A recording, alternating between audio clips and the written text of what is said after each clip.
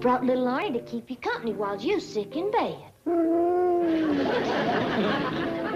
Called my friend the critter doctor over to the zoo.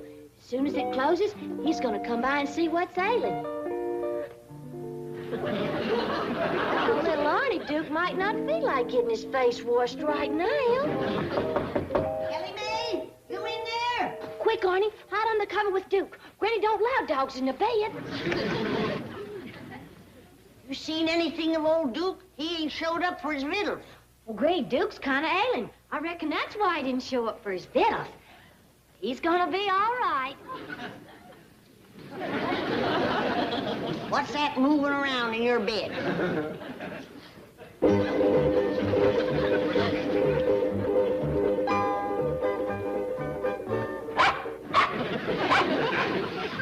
Mind your tongue, little dog. Now, don't get riled, Granny.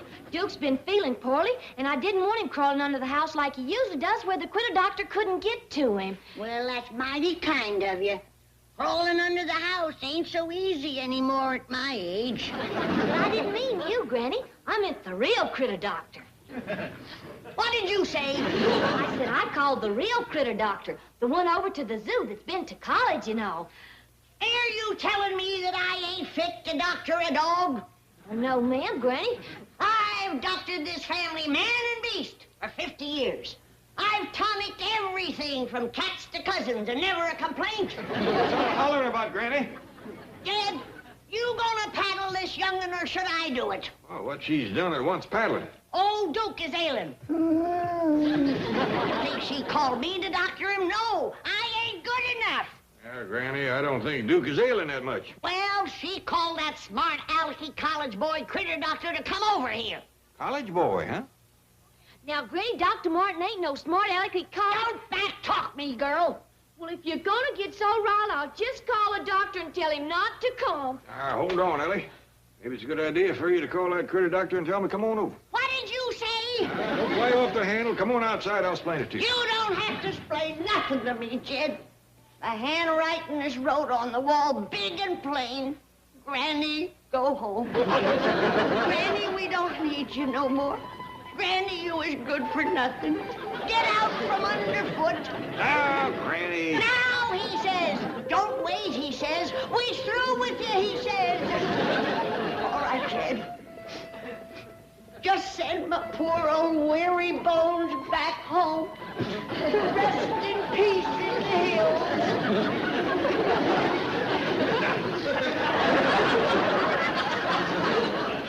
Now, you get out of that cedar chest. You're right, Jed. Old Granny just ain't worth wasting a good cedar chest on.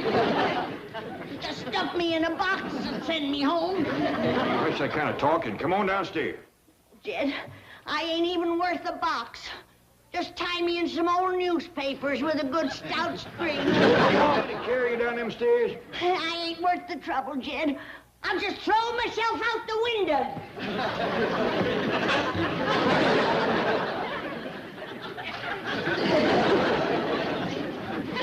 You can gather me up in an old gunny sack. And if that's too much trouble, you can stick me in an envelope and mail me home.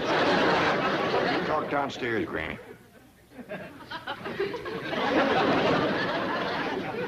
I guess I ain't even worth the stamps. How about sending me parcel post? It ain't Duke I want the critter doctor to come see. It's Ellie Mae. She ailing? Of course not. But he might be just the beau we've been looking for that girl. You think so? I knowed he was a college boy. I'd had him over before this. She's always talking about how nice he is and good with critters. But suppose he's married already? We'll find out. Ellie Mae, if he ain't, we'd ask him to stay for supper. Yeah. Yeah, Pop? Granny had a good idea. Why don't you call that critter doctor and ask him to bring his wife and stay to supper? Well, thank you anyway, Granny, but he ain't got no wife. Oh, now that's too bad. Well, ask him to stay to supper anyway. Okay, Pop. And put on a nice, pretty dress. Well, what for? Cat fur to make kitten breeches. Do as I tell you. Oh, look. Oh, Duke, swell. Now we don't have to bother Dr. Martin at all.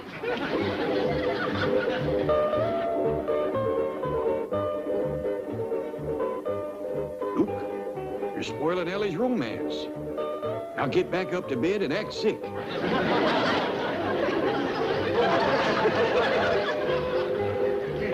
Duke had a relapse.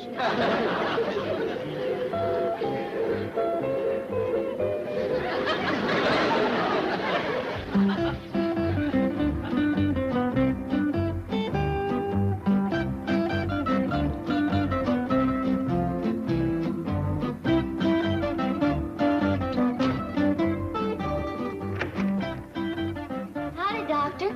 I seen you coming from my window up yonder. Ellie Mae. Is this your home? Yes, sir. The way you dress when you come to the zoo and the way you love animals, I always thought you lived on a ranch. No, sir. This is all we got.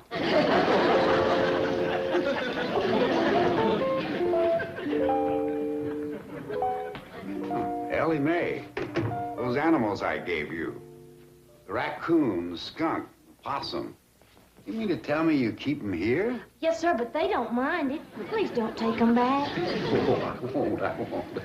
It's just that, well, where's Duke? Oh, he's in the bedroom right at the top of the stairs. Follow me. A hound dog with his own bedroom. Wow.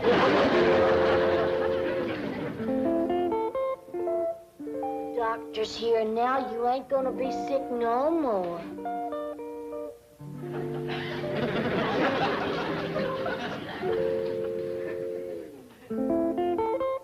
Right in here, Doctor.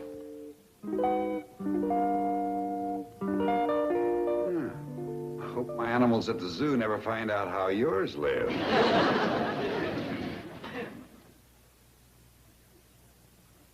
Looks like I'm too late.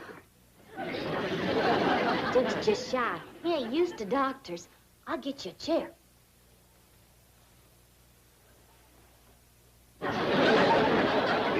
If you're a hound dog, you got real problems.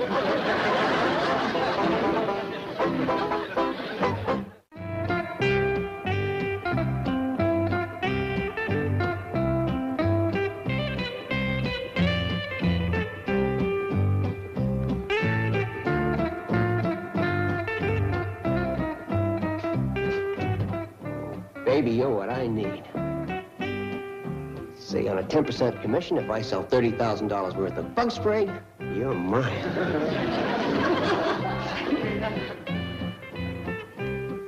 What you looking at, Granny? The critter doctor's out there. Dandy-looking young fella. But I sure hope he ain't toting more varmints. Oh, Ellie. Get a move on, Ellie. I'll fetch him in and see if his intentions is honorable. Now, wait a minute, Granny. We don't even know he's here to court Ellie yet. You scare him away before they said howdy. The critter doctor's here? Yes, Ellie, we know that. Granny and me will wait in the kitchen. You call us out to meet him after a spell. Now, Ellie, that's a might nice-looking young feller at the door. You be nice to him. How do you do if I may have a few moments of your time? How do you do if I may have a few hours of your time? What for? Well, I have this wonderful line I'd like to sell you. Is that what you're toting in your suitcase? No, that's another line I'd like to sell you. Get in order.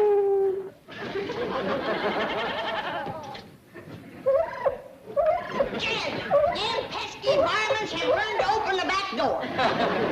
Simmer down, Granny. I'll help you round him up. Jed, I've been thinking. We hadn't ought to let that critter doctor court Ellie Mae. Why not? 'Cause he's the one that give her all these. If he comes courting on a regular, we'll end up with more varmints in the zoo. Yeah, now look on the bright side, Granny. She's got everything. Ain't no new ones he can give her. You are the most complete line of insecticides and pest control products money can buy. Fly spray, mosquito ointment, moth cakes, roach pellets. You name it, I've got it. How about going in there where I can sit down? Oh, fine dandy. There's a nice soft sofa to sit on. I like you. You know, I like you a lot. By the way, my name's Jim Gardner. Mine's Ellie Mae Clampett. You know, know, if I make enough sales today, and something tells me I will, I might just ask you out to dinner. Yes, sirree. Hey! Hey, beautiful! Where are you? Hey, come on in. Hey, gorgeous! Stop your yelling. I'm coming. Are you the housekeeper here? Well, I try to be. But it ain't easy with all them varmints underfoot. Varmints? Yeah, them pesky little critters. You know the ones I mean. Why, out in my kitchen right now, they were crawling all over my sink. Madam, you are just the person I want to talk to. Now, let's start with roaches. Do you know how to take care of those little critters? No, and I don't want to learn. I got enough to take care of now. Look, let me show you the easy, pleasant way to take care of them. No muss, no fuss, no bother. Just place one of these roach pellets in a dark corner and where they can get at it, and presto. I ain't got none now, and that's the way it's gonna be. All right, all right. How about ants? Do you have any ants? Not in the house, I ain't. You'd be surprised how many beautiful Beverly Hills mansions have ants. I don't care what these squirrely Beverly Hills folks have in their house. Me and ants don't get along. And what you want is ant syrup. Ant syrup? Sure, they love it. They'll come from everywhere to get it. Do you know what kind of a doctor you are? You're a dad-blame bug doctor. That's what you are. Exactly. You show me a bug, and I'll show you what to do for it. Duke's fine. Just give him a little outdoor exercise. Now, don't you forget, Granny, Paul's expecting you for supper. I'll be back, I promise. I'm very anxious to meet both of them. There. Now, isn't that a pleasant, fragrant odor? Why, it's a regular perfume. Not bad. What's it for? Flies. Flies? Flies and mosquitoes. I swat them pesky things. Use this on them, and you'll never swat another one. Close up your bag of bug riddles and get out of my house. Let me show you what I have for spiders. Out before I throw you out. Quieten down, Granny. I thought you was gonna wait till Ellie called you. He called me this dad-blame bug doctor. Thought I told you to get out of the house. Now, hold on, Doctor. You just happened to catch Granny in a cantankerous mood. I'll quiet her down. Why don't you sit down? Make yourself to home. We'll have supper in a bit. He ain't staying for supper. Yes, he is. No, he ain't. Yes, he is. I ain't feed him. If he's hungry, let him eat his fancy bug riddles.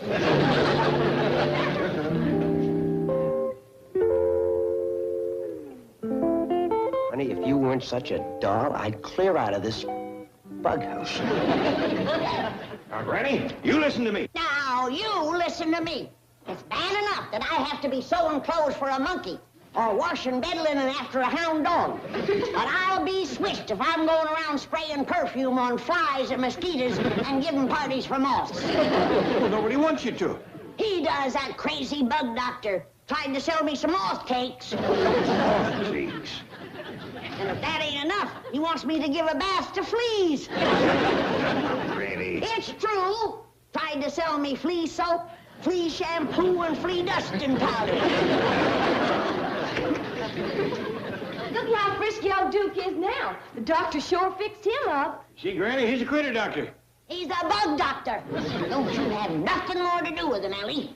But I like him, and he's gonna be here for supper. I ain't cooking for him. Well, why not? Granny just having one of her spiteful spells. Now, you get on out to the kitchen, and I'll talk to you directly. No, not that way. I don't want you tying into that young fella again. Go around the back way. Beverly Hills bug doctor. First thing you know, he'll be having Ellie leading a boll weevil on a leash. Monkey, you know, from a thing washing his Oh, let's leave Duke here with Skipper. Okay. Come on, Skipper. Duke's feeling better now. You two can play cowboys again.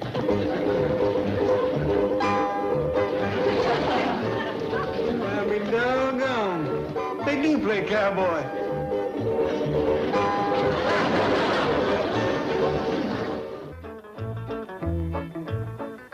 It's coming on for supper time. Don't you want to get started fixing the victuals? Who for? For everybody. Who's everybody? Well, you, Jethro, Ellie, me. Who else? Well, you know, the company. And who might that be? That nice-looking young fella Ellie Mae's got in there. You know who I mean. No. Tell me. The critter doctor. He's our bug doctor. All right, have it your way. But bug doctors gotta eat too, you know. Not my cooking, they don't. Well, you don't have to do no cooking. I'll just fetch some cold hog jowls out of the icebox, and we can open up a jar of pickled turnips. No, you don't. Once he gets a taste of my victuals, we'll never get shed of him.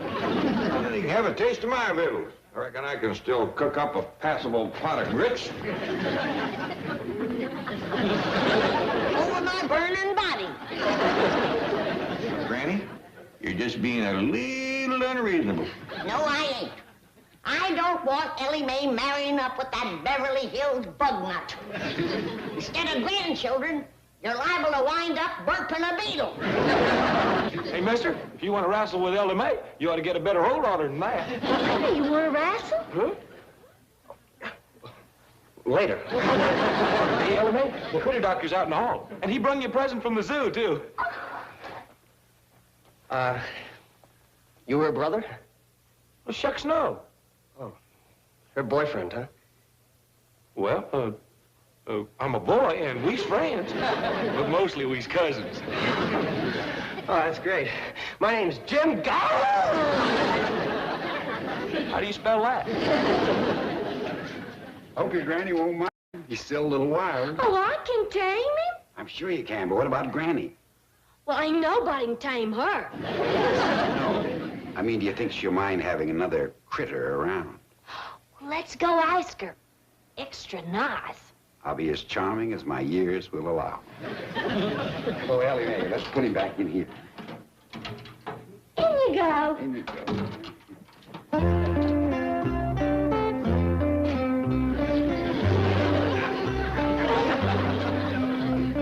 Now, Granny, we have invited that critter bug doctor to supper, and it ain't very nice to send him a... Paul, Granny, the doctor's done give me a brand new critter. What is it? Well, look. Oh, it's a giant, hairy caterpillar with green eyes and big teeth. Looks like a Bob Get Youngin' to me. It is, ain't it cute? Who are you? I'm Dr. Martin. Oh, yes, ma'am. This here's the critter doctor. This is my granny, and this is my pal. You're the critter doctor? That's right. Well, who's that bug-happy goomer in the parlor? Goomer? Well, that's a young fellow you said to be nice to. Let's have a word with him. Ellie Mae, get that varmint out of my kitchen. Yes, ma'am, Granny. Did I understand, Ellie Mae, to call you Granny? What about it? Was such an odd name to call one's sister. Sister. You're certainly too young to be her mother.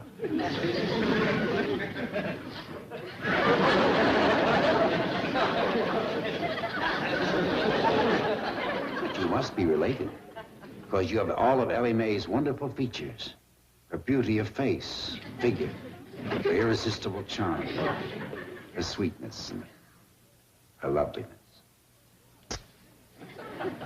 Well, I don't know whether it's your talk or this stove, but I'm commencing to warm up to you. What'd you say his name was again, Jethro? It's Jim Gar. Oh, mighty pleased to meet you. Same here. Actually, my name's Jim Gar. How you spell that? I just won't take no for an answer. You're staying to supper. How can I refuse such a gracious invitation from such a lovely lady? You're kind of slighting this one. A home-cooked meal would be a real treat for me. I usually eat in a restaurant. Well, you're in for a feast tonight. We'll start off with some crawdad tails, deep-fried in possum fat, crispy and crunchy, and then some owl soup. Owl soup? Barn owl. And then the special dish, stuffed gopher. You mean, gopher? That's only the beginning. Granny, that little bobcat's just getting along dandy with all my other critters. Can he stay? Well, I reckon so. That young fella wants to know, can he take you out for supper? That's a wonderful idea. Hold on, Doc. You're my date. Have a good time, but don't stay out too late. And behave yourself. Don't park a deck. We won't. Speak for yourself.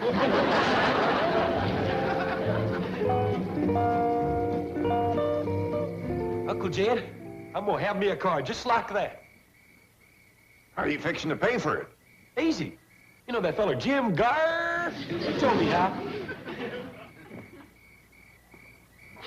He said all I got to do is sell $30,000 worth of these bug vittles. Good luck, boy. Best get to it. Yes, sir. See you later. Thing like that could only happen in America.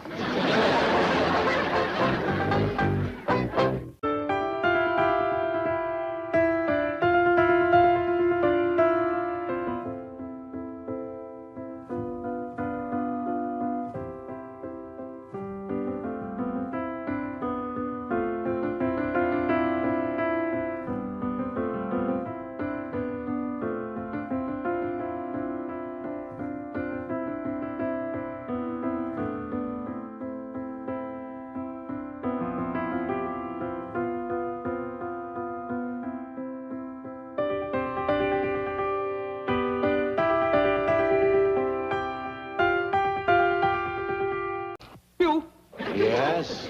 You assured me that you were not coming in this morning. I took you at your word. And if a secretary cannot trust the word of her employee, then I ask you, whom can she trust? Gee, I'm sorry. It wasn't my fault. You see, this appointment... Now, wait a minute.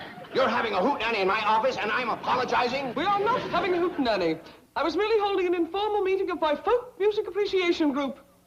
And on our own time. Well, have it some other place. I'm running a bank, not a barn dance.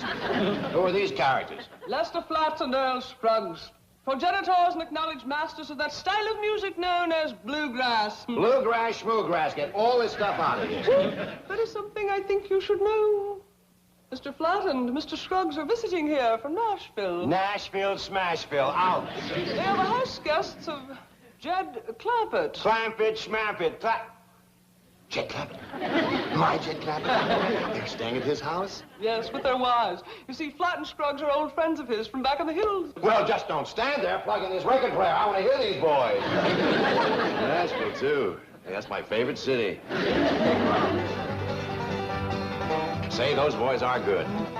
Pipe that music to the bank speaker system, and then we'll drive over to the Clampetts and meet Earl and Lester in person.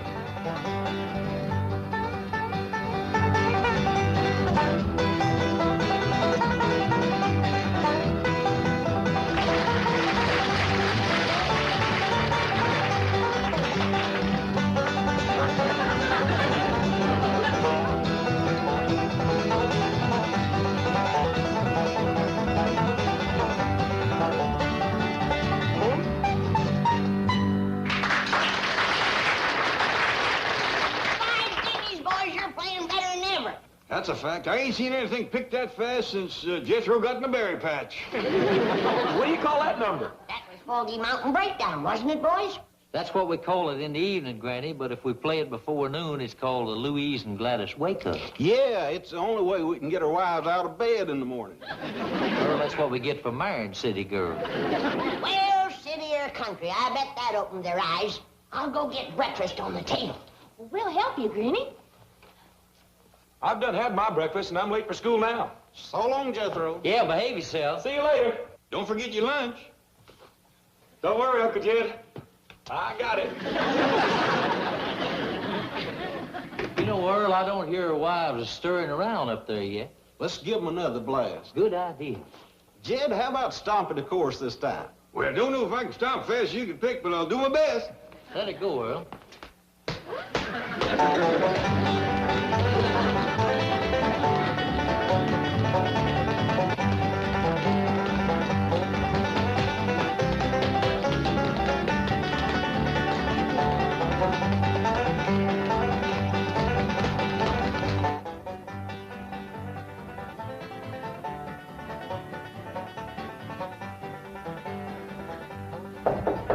Come in. I see it woke you up, too. Woke me? I think it woke my aunt in San Francisco. Imagine at the crack of dawn like this. Why, it isn't even 10 o'clock yet. Well, Louise, that's what we get for marrying country boys. Yes. But you know something, Gladys? I wouldn't trade our husbands for Cary Grant. I wouldn't either. We'd be fighting over him constantly. What are you going to wear today? I don't know. May as well wear our house dresses. I suppose our husbands will want us to continue our cooking lessons from Granny. Oh, no. I'll never learn how to make those country dishes. You know, I flunked grits and jowls yesterday. I don't know how I did on my fatback and collard greens. Did you taste them? Yeah, you flunked. When Lester and Earl asked us to come to Beverly Hills and stay at a millionaire's mansion, I had visions of upstairs maids, breakfast in bed. Dressing for dinner and rubbing elbows with movie stars. So what are we doing? Learning how to make chitlins, Granny style. Oh, do you remember the 3 different kinds? Are you kidding? I had a chitlin nightmare last night. What do you mean? Well, I dreamt I was a chitlin, all 3 kinds. I was hand-slung, stump-whipped, and dog-pulled. Oh, Louise, we've got to get away for a few days. My aunt in San Francisco. We'll fly up and visit her. Marvelous. But will the boys let us go? They will if we approach them right. How's this approach? I like it. Come across the hall and help me pick out my working clothes. I think I hear them stirring around up there, boys. Are you girls out of bed yet? Yes, Lester, darling.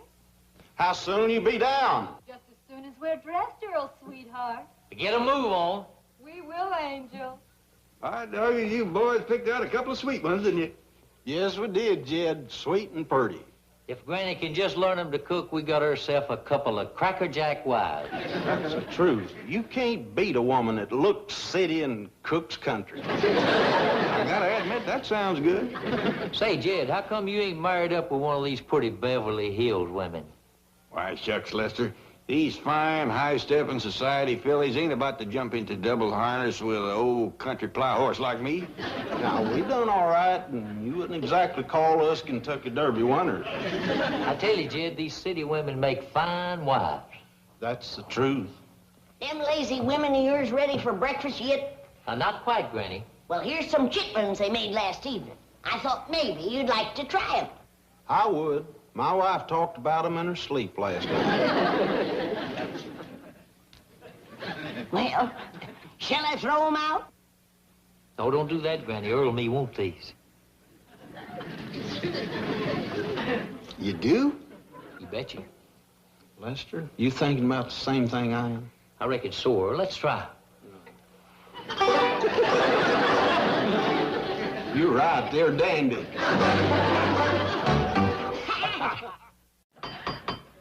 Small wonder that I have become an aficionado, and I'm so thrilled at the opportunity of meeting them in person and shaking those extraordinarily talented hands. Well, howdy there. Come in, come in. Boy, this here is Miss Hathaway and Mr. Drysdale from down to the bank. These 2 young fellas is Lester Flatt and Earl Scruggs. I reckon you heard about them. Heard of them? Why, I'm an aficionado of their music. And I am thrilled at this opportunity to meet them in person and shake their extraordinarily talented hands. You know, throughout the length and breadth of this country, the artistry of Flatt and Scruggs epitomizes the sturdy, vital music of our native soil. Why, doggone, Mr. Drysdale, you know a lot about these boys. Why don't you tell Miss Jane something about them? That's a good idea. Scruggs has been called the Paganini of the 5-string banjo. You don't say. And coupled with Flatt's virtuoso handling of the guitar and his warm, authentic vocalizations, but why talk about it? Let's listen to this hearty, fructifying folk music. There you are, Mr. Scruggs. There's your banjo. I'm screwed. Exactly. Well, you get your guitar, and Miss Hathaway can hear some authentic crabgrass. Bluegrass? Exactly. She's catching on already. I ain't waiting no longer. Everybody to the fancy eating room for lunch. Lunch? What happened to breakfast? Too late. Lunch is ready. Now, come on, everyone to the table. Shoo, get. But Granny... You two, move on. But Mr. Flatt and Mr. Scruggs are going to do something for us. You betcha they are. They're going to get their wives to the table. We will for a fact, Granny. Y'all go ahead. We'll be right in. By the time them city women get up, we'll be having supper. You know, Earl, I'm commencing to get aggravated at their wives. Me too, Lester, me too. Sometimes I ask myself a question, why did I marry a city woman? Me too, Lester, me too.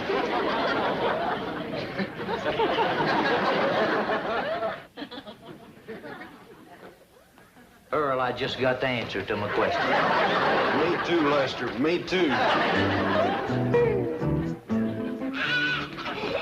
boys, put me down. Put me down. You deserve to be carried, Granny. You're the queen of the kitchen. Yeah, sit here on your throne and we'll send our wives in for another cooking lesson. Yeah, and if you can learn them to cook grits and jowls like yours, we're going to write a song about you. I'll do it. Did you tell them to get into some working clothes? Yeah, they had some foolish idea about going to San Francisco, but we put a stop to that. Where did we go wrong, Louise? We should have asked them before lunch. Once they tasted Granny's victuals, it was no contest. Well, let's forget about San Francisco and go back to cooking school. No, wait. I can't face another lecture on advanced grits and jowls. There's gotta be some way of playing hooky. You ought to be ashamed of yourself, making me climb up that there tree after you. I just wanted you to meet our company. This here's my bobcat. You want to hug? No thanks. Don't be scared. You won't hurt him. What's the trouble, ladies? Really, May Clampett, you know better than to bring that bobcat in the house. Now get him out of here. Well, yes, sir, Paul. Come on, Bobby. We'll just climb back up that third tree. I sure wish somebody'd take that young'un in hand and make a fine lady out of her. That'd be quite a job. Not in San Francisco. I beg your pardon? Well, Gladys and I could do a lot for her, but we'd have to get her away. From her critters and things. Yes, to a city like San Francisco. And I got to admit that Beverly Hills ain't done a lot to help her. Oh, but I couldn't ask you ladies to give up your cooking lesson. Ask us, ask us. Are you boys planning any personal appearances while you're out here? Well, just one, Mr. Drysdale. We're hoping to play for Jed Clampett's wedding. What's this? Mr. Clampett is getting married? Well, if we could sell him on the notion, that's one reason we brought our wives along. Right, Earl? Yes, we hope it'll answer this question. Can a man from a little cabin in the hills find happiness as the husband of a beautiful and educated city woman? You two certainly seem to have found happiness. Pretty near, pretty near. Yeah, just a grit and a jowl away. Well, speaking of your beautiful, sophisticated city wives, how did you happen to meet them? We were playing an engagement in New York City, and we held an audition for girl singers. Yeah, there must have been 300-400 girls showed up. And Gladys and Louise stood out from the crowd. They must have had beautiful voices. You know something, Earl? We never did find out if they could sing. Chief, that's how we can find a wife for Mr. Clampett. What? Well, he's too shy to look for himself. But if Mr. Flatt and Mr. Scruggs hold another audition right here, he'll meet dozens of beautiful girls in spite of himself. Say, that's a good idea. Now, hold on. Their wives might not think so. Yeah, they know we don't need a girl singer. Yes, that's right. With their wives around, there might be trouble. Oh, that's too bad. Sorry to be so long getting Ellie out of the tree, but I don't climb as spry as I used to. Paul says you're taking me to San Francisco. Well, yes, if our husbands will let us. Well, let's go ask him. You do the talking. Be glad to. Now, come on, Ellie Mae. Go on upstairs and get yourself packed.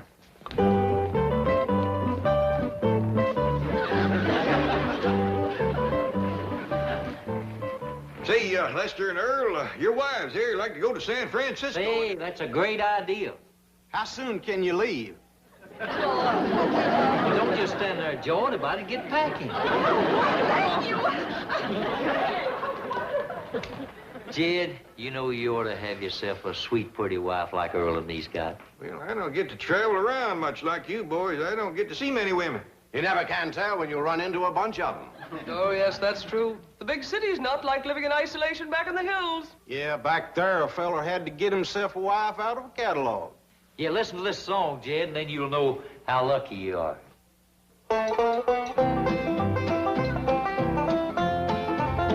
Get you a mail-order bride. A hillman leads a lonely life. A hillman needs a loving wife. A mail-order bride. He's got a mule, he's got a dog, but what he needs from the catalog is delivery of someone to love without fail. Without fail. Without fail by the U.S. mail.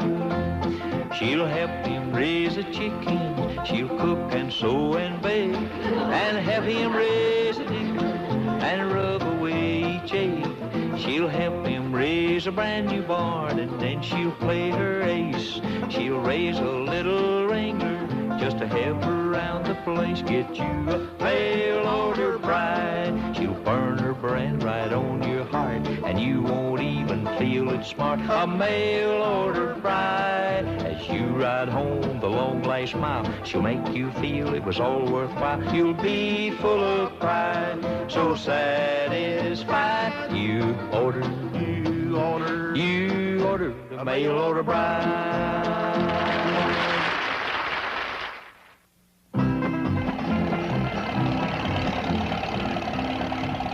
Really, Jethro, you don't have to drive us clear out to the airport. We can still take a taxi. Yes, just pull over to the corner and stop. Shucks, Jethro don't mind driving us. Uncle Jed wants me to help you with the suitcases. Yeah, he's almost strong as me. I'm stronger. If you don't believe me, just feel these muscles. We believe you. Watch the traffic. Yes, ma'am. Hey, you know something? That's the fourth fella that's whistled at us. I wonder how come. Probably the truck, honey. Yeah, I reckon. Don't see too many like this. I'll take a bet on that. What do you mean they went to San Francisco? I got everything ready for their grits and jowl lesson. Well, but Granny, And besides, I was going to throw in another crack at hand-slung chitlins. But they're doing it for Ellie Mae. They'll be back quick as they turn her into a fine big city lady. How long will that take? Oh, both of them going at it shouldn't take more than a day or so. Fine. The sooner the better. Bye. Well, Chief, I've contacted every major theatrical agent. We will soon be inundated by a wave of beautiful, talented girls. Well, I'll get back to the bank. But, Chief, don't you think you should stay and look over Mr. Clampetts' prospective bride? Oh, you won't need me. But there'll be dozens of girls to look at. Well, you and Jed and Flat and Scruggs can handle it. Okay. Well, don't give up so easily. Coax me. Well, Chief, we don't need you. I'll stay anyway. I'll just feel better if we tell the boys we got here all right. I bet they miss us already. Hello? May we speak to Lester Flat and Earl Scruggs, please? Well, if it's about the audition, that won't be necessary. Audition? For Flat and Scruggs? Yes, but don't worry if you can't sing folk music. In fact, it isn't absolutely necessary that you sing at all.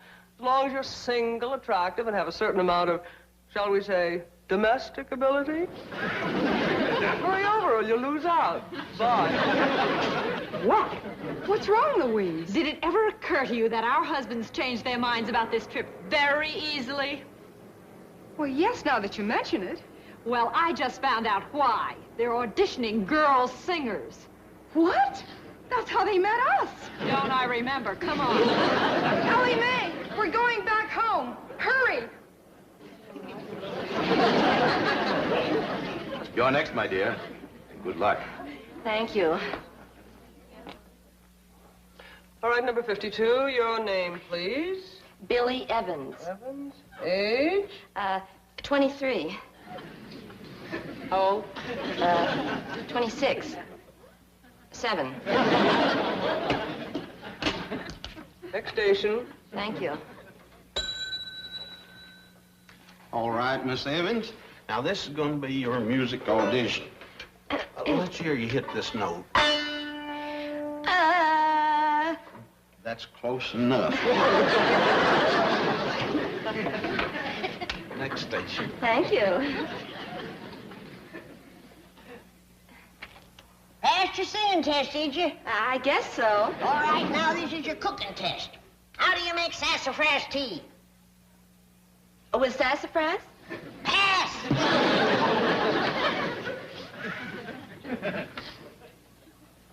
Now, let's see you sweep. All right, ma'am. Thank you kindly. That'll be all. Right out this door, please. Thank you, ma'am. Well, Jed, what did you think about that one? Well, it sure beats me, Lester, how you can pick a singer without hearing her sing. Well, Jed, you know, the finest career that a woman can have is getting married and making a home. Now, what did you think about her as a possible wife? For who? Well, you, for instance. Now, Lester, you've been edging around with that question. I think I ought to tell you something. Yeah, what's that? If I ever do get married, I want to keep my wife here at home. I wouldn't cotton to her traveling around with your foggy mountain boy.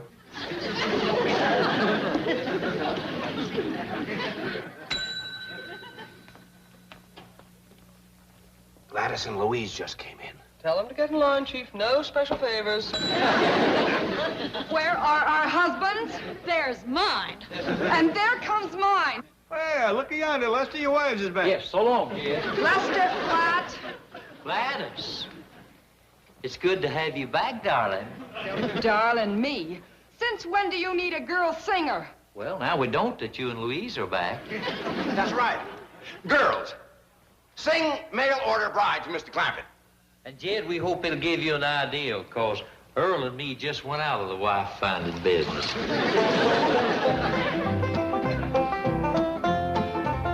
Get you a mail-order bride. A hillman leads a lonely life. A hillman needs a loving wife. A mail-order bride. He's got a mule, he's got a dog, but what he needs from the catalog is delivery of someone to love without fail. By the U.S. mail.